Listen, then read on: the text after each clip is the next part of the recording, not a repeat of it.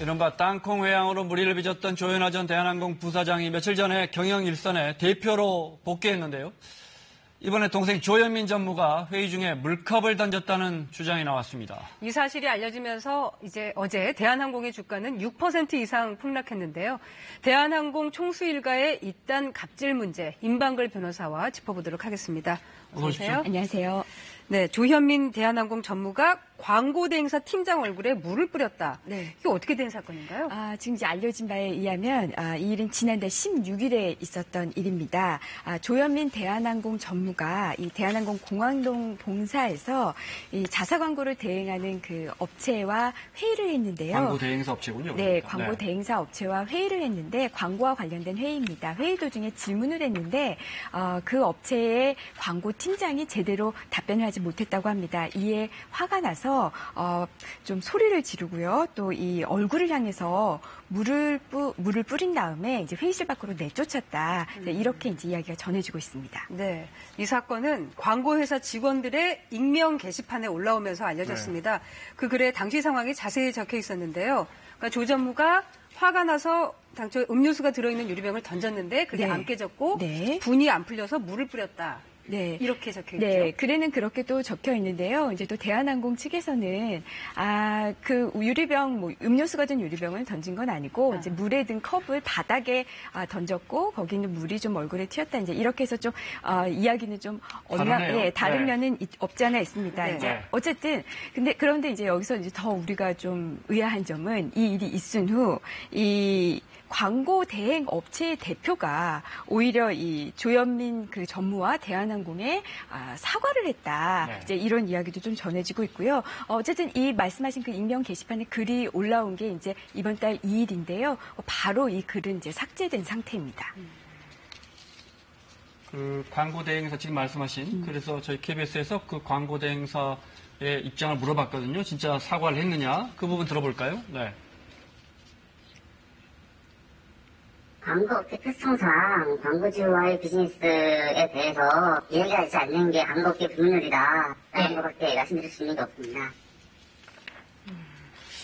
그러면 사실은 이제 처음에 이야기 나온 건 물병을 던졌다가 이제 화가 나서 또 물도 뿌렸다는 거고 대한항공 측에서는 그게 아니고 물컵을 이제 화가 나서 이제 바닥에 던졌고 근데 이게 이제 그 광고 대행사 팀장에게 직접 뿌렸느냐 옆으로 던졌느냐가 좀 미묘한 차이가 있다면서요.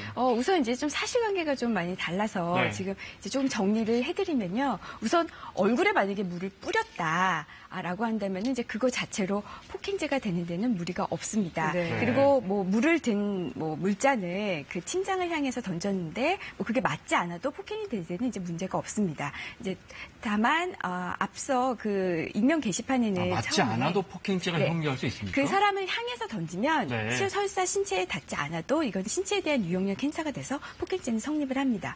이제 다만 좀 문제가 되는 거는 그 앞서서 음료수를 든 유리병을 던졌을 경우에는 이제 유리병 같은 경우에는 이게 위험한 물건으로 판단이 될 수도 있습니다. 그럴 경우에는 특수폭행죄에 해당될 수도 있습니다. 그런데 지금 이 상황에서 그때 이제 몇 명의 대한항공의 영국편 CF를 논의하는 회의장이었단 말이에요. 네, 그렇죠. 만약에 오늘 이제 경찰이 내사에 나섰다 이런 기사도 있었는데 당시에 있었던 사람들이 그 상황에 대해서 어떻게 이야기하겠습니까? 분위기가?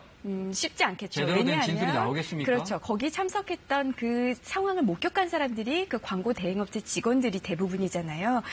이 광고주와 광고 대행업체 사이는 우리가 이제 쉽게 이야기해서 갑을관계라고도 이야기할 수 있는데 준임이라고 말한다면서요? 그렇죠. 이런 상황에서 적극적으로 이야기를 하기는 어려울 것 같습니다.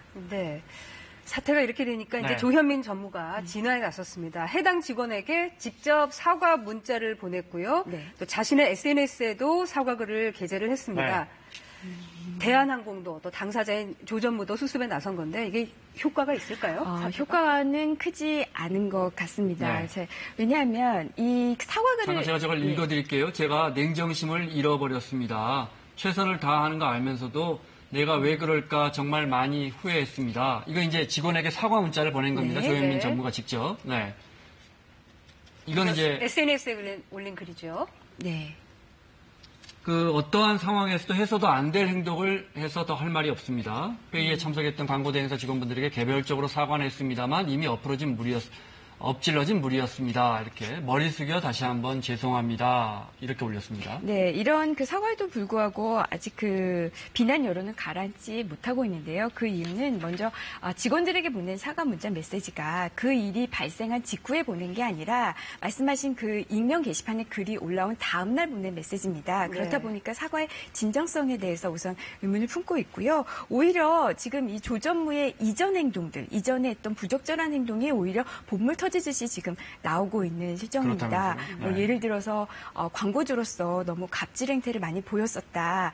본인보다 나이가 많은 사람임에도 불구하고 직위가 낮다는 이유만으로 뭐 반말을 했다든지 화가 나면 물건을 던지다든지 이런 식의 여러 가지 폭로가 오히려 나오고 있고요. 이걸 넘어서서 이 조현민 전무 말고도 본인의 언니나 아니면은 오빠에 대한 그런 그 이야기까지 함께 나오고 있는 상황입니다. 네. 대한항공 총수 일가 바람잘 날이 없는데 조양호 한진그룹 회장의 둘째 딸이죠. 그렇죠. 조현민 전무. 네, 조양호 한진그룹 회장이 이제 장녀가 첫째 딸이 우리가 알고 있는 이제 조연아 사장이고요. 그다음에 이제 둘째가 이제 오빠가 중간에 지금 대한항공 대표이사를 맡고 있습니다. 그리고 막내가 지금 조현민 전무입니다. 이제 미국에서 대학을 나왔고요. 2007년에 대한항공에 입사해서 쭉 그 마케팅 쪽 업무를 맡다가 초고속 승진해서 지금은 이제 대한항공 전무의 지위에 있습니다. 네, 그때 그 언니 조연아 전 부사장의 땅콩 회항 사건 때 조현민 전무가 보낸 문자가 또 그때 그렇죠. 논란이 됐었습니다. 당시 언론에도 공개가 됐었는데요.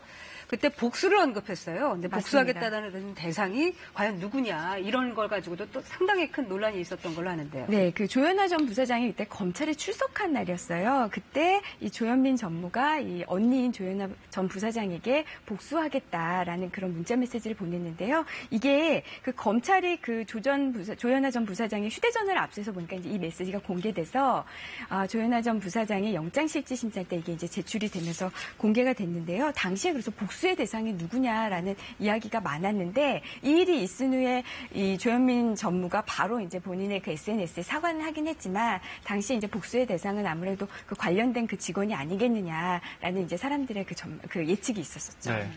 그리고 이제 둘째가 이제 조원태 지금 사장인데 대한항공 사장 역시 몇 번 논란이 된 적이 있었죠? 네, 맞습니다. 지금 이 앞서 말씀드렸듯이 이 조현민 전무 사건 때문에 지금 그 남매의 그 일도 다시 불거지고 있는데요. 이 조원태 대한항공 사장 같은 경우에는 우선 2000년에 경찰을 치고 뺑소니하고 또 이제 공무집행 방해 뭐 이런 걸로 입건이 된 적이 한번 있었어요. 그 이후에 이제 2005년에는 운전 도중에 그 70대 할머니를 폭언을 하고 폭행을 한 혐의로 또 입건이 된 적이 있었고요. 2012년에는 한 대학교 안에서 이제 1인 시위를 하던 그 시민대차 관계자에게 폭언을 해서 또 이제 구설수에 올랐습니다. 그 중에 2005년도에 일어난 사건 화면으로 보시죠. 2005년 3월 당시 29살이었던 조원태 사장이 서울 신천부근에서 자신의 승용차를 몰고 가다 뒤따르던 차량 운전자와 시비가 붙었는데요. 신랑이 그때 상대 운전자 어머니를 폭행한 혐의로 입건돼서 경찰에서 조사를 받던 그 장면입니다. 저희 어머니한테 대해서 폭행한 사실에 대한 그 진단서나 그런 것들이 들어와서 합의가 돼야지만이 사건이 종결이 될 거예요, 아마. 경찰 조사를 마치고 저희 카메라가 잡은 조 사장의 모습 보고 계십니다. 조원태 사장은 조양호 회장에 이어 사실상 대한항공을 승계하는 후계자인 거죠? 그렇죠. 2016년에 총괄 부사장에 오른 다음에 1년 만에 이제 대표이사 사장으로 승진을 해서요. 거의 이제 3세 경영이 선두에 서 있다고 이제 평가를 받고 있죠. 네. 가계도를 한번 볼까요? 그래픽이 준비가 됐나요? 네. 가계도를 보면서 설명을 좀 들어볼까요? 네. 조양호 회장과, 최근에 이제 조연아 부사장이 최근에 사장으로, 대표이사로, 부임을 했죠? 네, 그렇습니다. 이제. 그리고, 이제 둘째가 조원태, 지금 대한항공의 사장. 대한항공을 승계할 것으로 보이는 사장이고요. 그리고 이번에 논란이 된 조현민 전무입니다. 네. 지금 어쩌다 보니까 정말 조연아, 조원태, 조현민 저 세 그 자녀가 전부 다 이제 좀 갑질 논란이라든지 이런 이제 구설수에 오르게 됐죠. 네. 이번 사건으로 청와대 국민청원 게시판이 또 뜨거워지고 있습니다. 대한항공이라는 이름에서 대한이라는 이름을 쓰지 못하게 해달라고 이렇게 지금 청원이 올라오고 있거든요. 이런 이야기는 사실 그 2014년에 조현아 전 부사장의 그 우리가 일명 땅콩회항으로 불리는 그 사건이 있을 때도 이제 이야기가 나왔던 건데요. 이제 워낙 이 대한항공 이 경영진들의 이런 갑질 논란이 계속되다 보니까 이게 이제 국민들의 분노로 대한항공의 그 상호만 보면 마치 우리나라의 어떤 뭐 국영항공사든 아니면 국책항공사 같은 느낌을 주거든요. 그러니까 여기서 이 대한항공을 빼달라, 대한의 그 명칭을 빼달라라는 청원을 올리고 있는데요. 정부가 운영하는 그렇죠. 항공사 같다 이 말씀이시죠? 예, 사실 네. 대한항공은 1962년 6월에 국영항공사로 시작을 했었죠. 그러다가 네. 이제 1969년에 한진그룹에 인수가 됐는데요. 인수되면서 대한항공 명칭을 그대로 가져갔기 때문에 사실 지금 상황에서 이 상호의 대한 부분을 빼게 할 방법은 그렇죠. 네. 법적으로는 좀 없어 보입니다. 네. 네.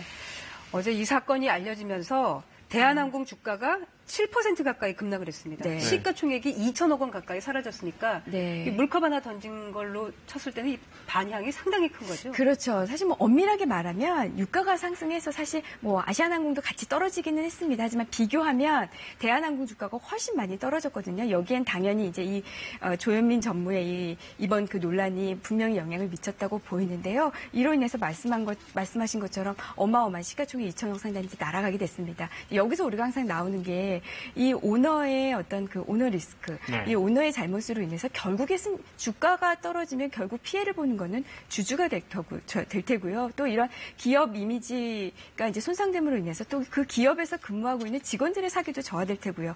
본인의 그냥 이런 경솔한 행동 하나가 여러 큰 정말 그 산정하기 어려운 큰 피해로 간다는 점을 반드시 명심해야 될 것 같습니다. 주가는 오늘 확인했더니 한 1% 조금 더 반등은 했더라고요, 약간. 네. 지금 이제 조현민 전무는 어떤 일을 하고 있는지 근황이 궁금한데 지금 휴가 중이란 말이 있어요. 어제 오전에요. 조현민 전무가 본인의 SNS에 사진과 함께 본인이 휴가를 떠난다, 네. 휴가 갑니다라는 그런 SNS를 올렸습니다. 행복 여행 중이라고 써진 것 같은데. 네, 그래서 이제 여기에 대해서는 이제 많은 분들이 이건 이제 도피성 아니냐, 여기서 좀 논란이 좀 잠재운 다음에 들어오기 위해서 나간 거 아니냐라는 그 이야기를 하고 있는데요. 뭐 대한항공 측에서는 뭐 계획된 휴가다라고 이야기는 하고 있습니다. 네. 하지만 어쨌든 이 휴가는 길 것 같지는 않은데요. 말씀하신 대로 지금 강서경찰서가 내사 중이라고 하고요. 또 오늘 또 중앙지검에 또 고발장이 접수도 됐습니다.